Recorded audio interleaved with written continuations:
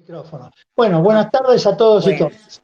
Me corresponde hacer una demasiado estricta síntesis de la negociación. Me había preparado para 10 minutos, en 5 va a ser difícil, pero bueno, algo se podrá hacer. Digamos que hasta no hace mucho las negociaciones con el fondo estaban estancadas y últimamente se han dinamizado. ¿Qué se discute?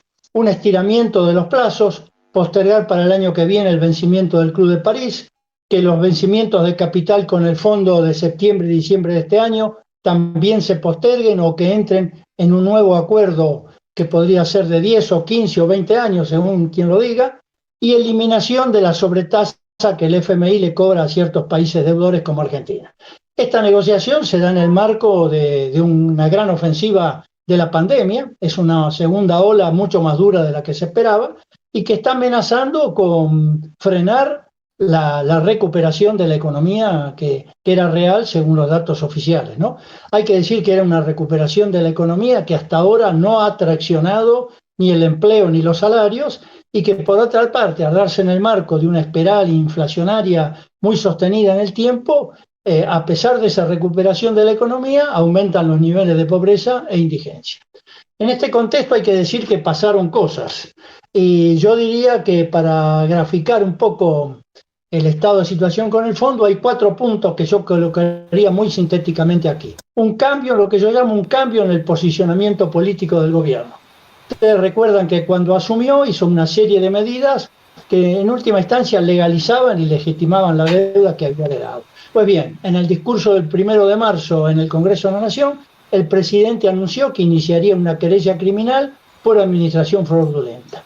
Esto ha avanzado rápidamente hacia la Oficina Anticorrupción, a la CIGEN, a la Procuraduría General de la Nación. Es claro que esta querella va contra los funcionarios del gobierno anterior, pero también es cierto que abre una ventana para poder avanzar en la investigación de la deuda, que esta autoconvocatoria viene batallando con la investigación de hace por lo menos, venimos en esto hace 1 año y medio atrás. En este sentido, quiero decir que una delegación de la autoconvocatoria haya sido recibida por el titular de la Oficina Anticorrupción es un punto de avance muy importante porque implica un reconocimiento de la autoconvocatoria, incluso la posibilidad de presentarse como querellante, etcétera, ¿no?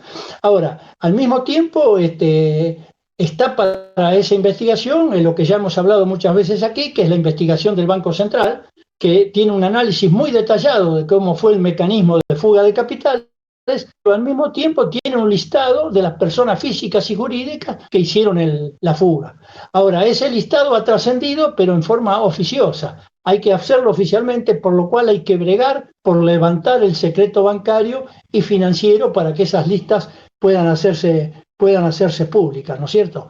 Al mismo tiempo que se hacía todo esto, se convocó la bicameral de la deuda. Por lo tanto, yo creo en este primer punto que se abren muchas posibilidades para profundizar la investigación de la deuda, apoyándose en la querella pedida por el presidente de la Nación.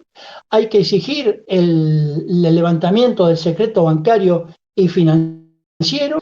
Hay que tratar de vincular la ofensiva contra los funcionarios del gobierno anterior, también contra los funcionarios del FMI que tergiversaron los estatutos del fondo para dar un préstamo claramente apoyado en situaciones políticas y no en el análisis técnico como normalmente hace, ¿no? Entonces, creo que hay acá una línea de intervención importante, incluso para la autoconvocatoria e incluso ante la convocatoria de la bicameral, ver la posibilidad de asistir por lo menos a ver qué se está haciendo en esa bicameral de la deuda. El segundo punto que quisiera señalar acá rápidamente es sinceramiento. En la conmemoración del golpe cívico-militar eclesiástico del 76, la vicepresidenta de la Nación sinceró que así como está, la deuda es impagable, la deuda con el fondo es impagable, incluso con un préstamo a 10 años, por lo que exigió mayores plazos, se habló incluso de 20 años, y rebaja de la sobretasa de interés. Posteriormente, cálculos que me consta que son confiables muestran que un plan a 10 años, con 4 años de gracia, con una tasa del 2%, o sea, reducida más que a la mitad de la actual, que incluya capital e intereses con el fondo, con los bonos reestructurados, con otros organismos internacionales y con las provincias, se necesitarían 15.000 millones de dólares anuales para pagarla. Yo he hecho un cálculo a 20 años, que habría que revisarlo, a ver si está bien hecho, pero me da que a 20 años sería unos 7.000 millones por año. Mejora la situación, pero tampoco quiere decir que se puede pagar sin mayor esfuerzo, ¿no?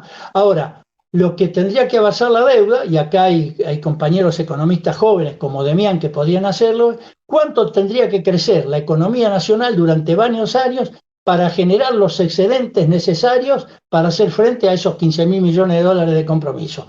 ¿Cuánto debiera ser durante varios años el superávit fiscal primario para hacer frente al pago? Que si se hace el esfuerzo de hacer estos cálculos, son buenos argumentos para profundizar en la suspensión de los pagos, en demostrar la impagabilidad de la deuda, el esfuerzo que significaría, etcétera, etcétera, para la economía argentina y sobre todo para los sectores trabajadores y populares, ¿no?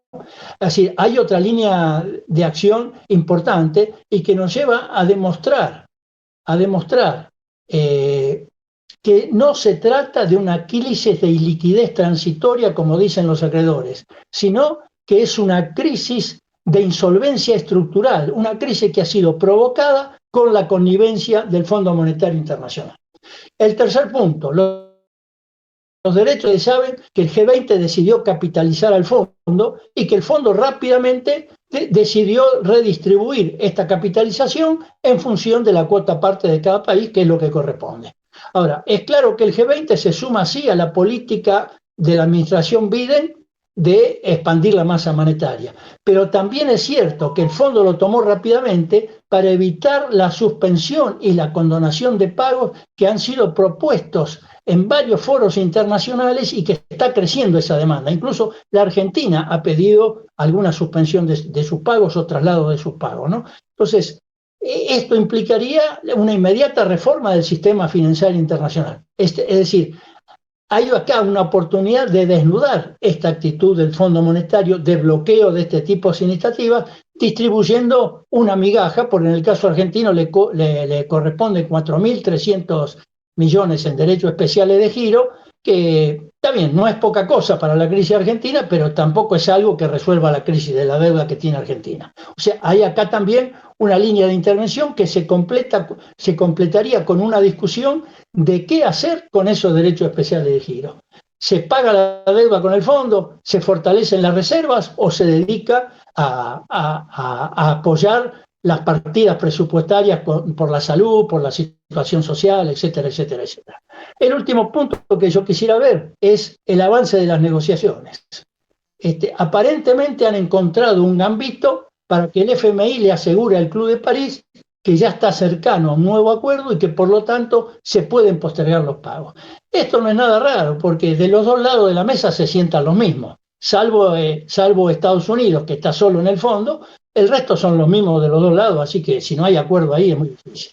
Ahora, hay también avances, se estaría formalizando un plan de facilidades extendidas a 10 años, con una reducción de la tasa a un 2%, que hay una posibilidad de que fuera 15 años. Ahora, lo que está trabando todo son los artículos 4 y 6 del Fondo Monetario Internacional, del Estatuto, que imponen auditorías trimestrales en los casos que se otorguen este tipo de préstamos, ¿no?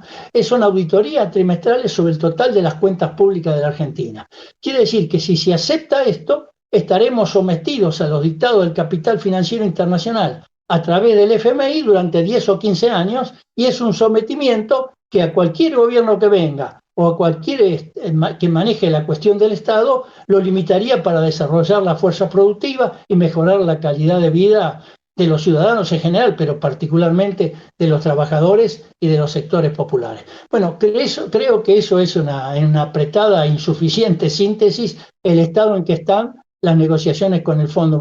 Claro que hay cosas que hay que aclarar. La transformación de los derechos especiales de giro a alguna moneda fuerte no es una cuestión sencilla. Lo tienen que definir los bancos centrales de la moneda de que se trate. Digo, para aplicarlos a otra cosa que no sea a pagarle al Fondo Monetario Internacional, ¿no? Es decir, hay que ver qué mecanismos jurídicos se pueden utilizar para ver si avanza el carácter fraudulento de la administración, se demuestra ese fraude.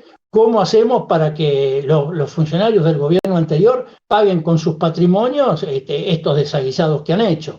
Hay que encontrar un punto en el estatuto del FMI que permita apoyarse en él para exigir con datos concretos y posibilidades concretas la suspensión de los pagos y, llegado el caso, la nulidad del préstamo con el FMI. Bueno, quiero decir que en esta apretada síntesis quedan como un vacío a llenar una cantidad de cuestiones que seguramente saldrán en el debate de esta asamblea, ¿no? Bueno, no sé si he sido muy claro, pero he sido rápido, eso sí.